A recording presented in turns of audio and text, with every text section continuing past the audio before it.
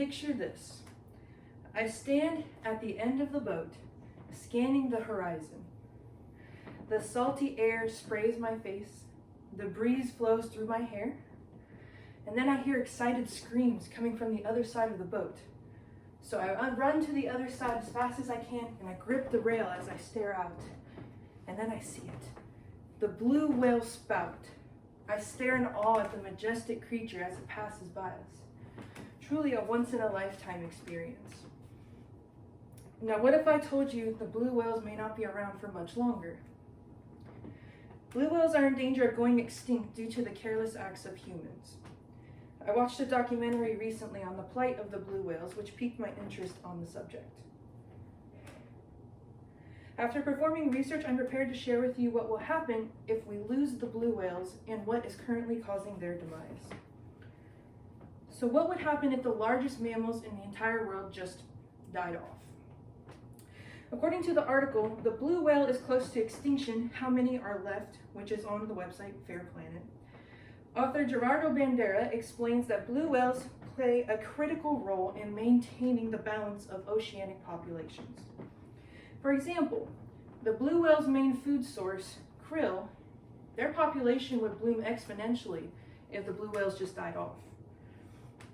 Now, krill eat microorganisms, which are tiny single-celled organisms like algae.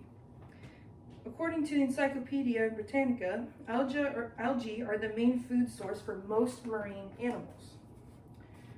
Now, one whale can eat up to 6 tons of krill every single day. So what happens if one whale dies? That's a lot of krill that's not being eaten. And it's a lot of algae that is being eaten. Now, what would happen if a handful of whales just died off? Or what would happen if all of them died off? What is causing the blue whales to die? Direct human interference is a big threat. According to the article Blue Whale, which is on the NOAA Fisheries website, blue whales are threatened by vessel attacks. Ships like cruise ships and freighters are very big, and they often don't see the whales in the water until it's too late. Being hit by one of these ships can be devastating for a whale, causing massive injuries or even death. The same article explains that commercial fishing is also very bad for the whales.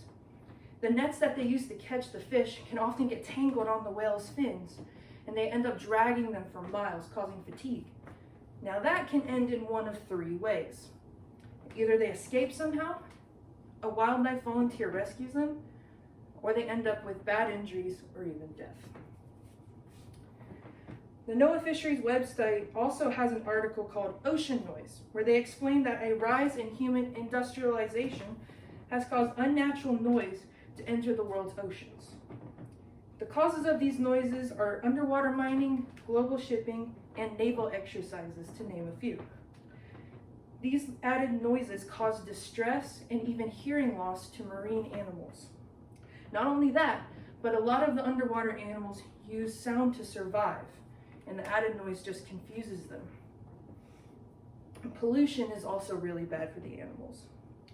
The article, The Killer Truth About Pollution in Whales, from NOAA's Office of Response and Restoration, talks about how pollution is really bad for them.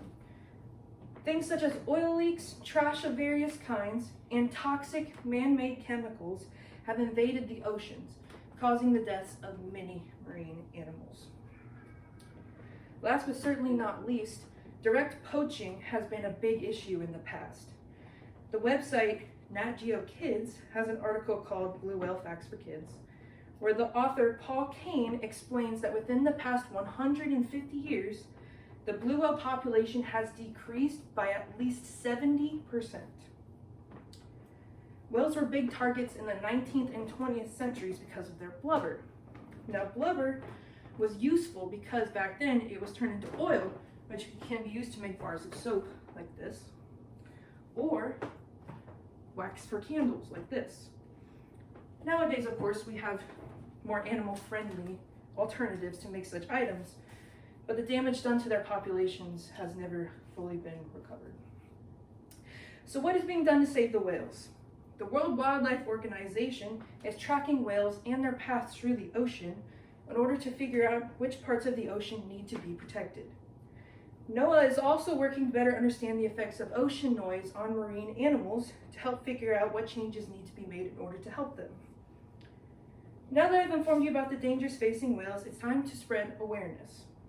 If we lose whales, the marine ecosystem will be imbalanced. No natural predators will allow krill to overpopulate and consume a lot of food.